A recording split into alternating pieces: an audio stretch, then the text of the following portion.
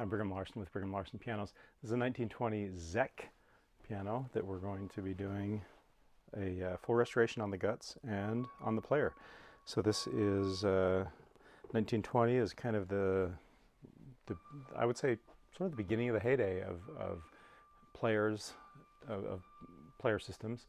That they started approximately a decade or so before that, and they really took off in the 20s. You think of the Roaring 20s, well, that the player piano was kind of a crucial component of the Roaring 20s.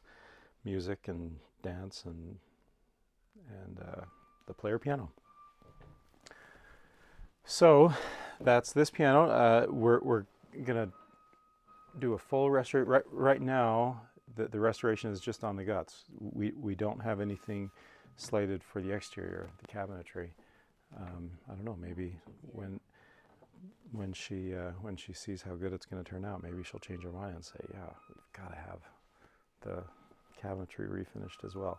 It's not terrible, but it's it's clearly faded and worn. I've seen worse, but it's 100 years of wear for sure. Okay, so let's have a look. Yeah, first thing I see, everything's original in there, and it's just totally worn out. Looks like we've got a missing damper and hammers that are moth-eaten, badly worn, badly indented from years of use. It's got nice sustain. Got pin block issue down there.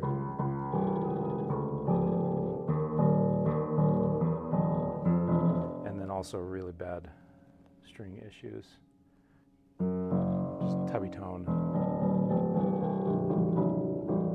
And obviously regulation issues, all of that will be taken care of. So we'll be putting on new hammers and dampers and strings, new tuning pins. They'll be torqued. The pin block issues I was talking about, the pins, in order for it to sound like that,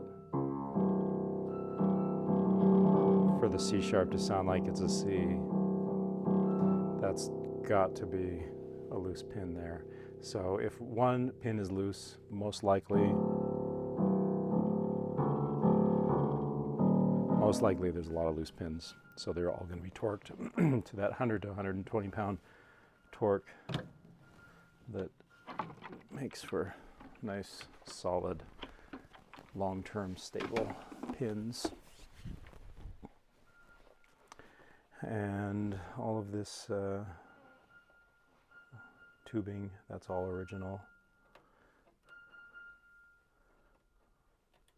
So we're restoring the whole player? Yeah, the player is going to be completely restored as well. So all of this, look at, you can see the cracking there. That's quite a bit. And all of this has to be totally airtight. It creates a vacuum is what happens is down here. Let's open this up and have a look.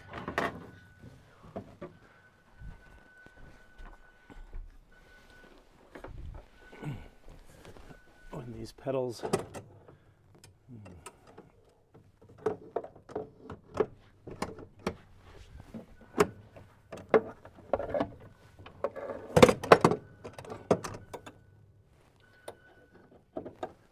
reconnected. So when these pedals engage, you can see the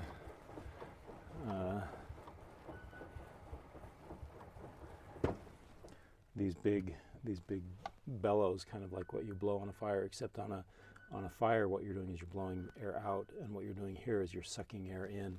Got a big reservoir right there that evens out the pressure. And each of these big bellows, as they pull air, or they push air out of the system, creating a vacuum. And all of these hoses, everything's all original, as you can see. To 100 and that's impressive, actually. That was 105 years ago. That's really impressive that it even does that. 105 years later, that it has enough suction to even do that.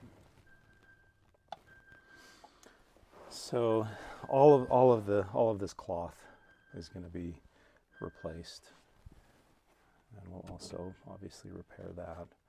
Probably find some new material to put on here. This looks like it's had lots of feet on that for many decades. So that's the player that we'll be restoring. And then as far as the piano, like I was saying, I guess I kind of cut myself off. I was talking about the tuning pins, the hammers, the dampers, all of the action. It'll be easier actually in this case, since we happen to be in a spot where we can come around and look at the back. The soundboard.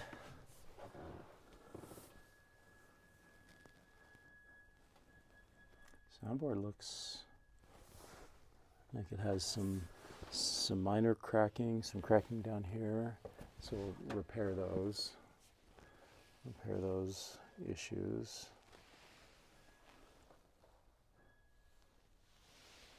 And put that wood, as we repair those, we'll put that wood under as much tension again as we can to give the wood the resonance. If you've seen my other videos, you see how we do that, where we put that wood, we put the soundboard under a lot of tension from behind with a jack or with a clamp, one of those squeeze where you put the clamp on the squeeze side, and or the spread side, I guess. And it pushes hard, insert shims in those cracks, and then it holds the soundboard out in a state of tension. And of course the plate, we'll refinish the plate, make it look beautiful again. I love it's two-part automotive paint that we use on that. That'll look gorgeous. And then all of these we'll keep original, but we'll plate them so they look brand new. And then this beautiful wood, I don't know what that is, some kind of a maple maybe. We'll refinish that. And this, usually we do replace decals like here. And actually this little shadow here makes me wonder if maybe some work has been done, even though it's maybe been decades. Maybe some work has been done on the finish, and they tried to kind of blend it with this cloudiness around the decal. That's not uncommon. What we'll do if we do end up refinishing it is we'll put on a replica. But then up here where we're going to be refinishing this, we'll try to mask this off right exactly at the edge, and then finish everything else. Make this pin block nice and beautiful. Cover all the tuning pin holes and lacquer over everything, make that nice and pretty. It looks like some damage there from maybe tunings past, where maybe the tuner was trying to finagle the whole player stack back in and damaged the wood there.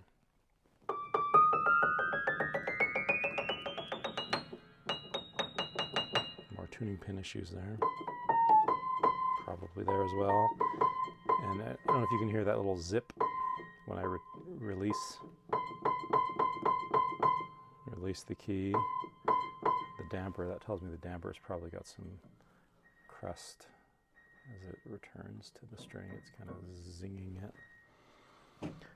And the moth damage that I was talking about, so I think that's moth damage right there and right there. Looks like that little spot. We'll replace the hammer butts. Anyway, this piano, at least functionally, as the plan stands right now, this piano is going to be good as new, ready for another 100 years when we're done.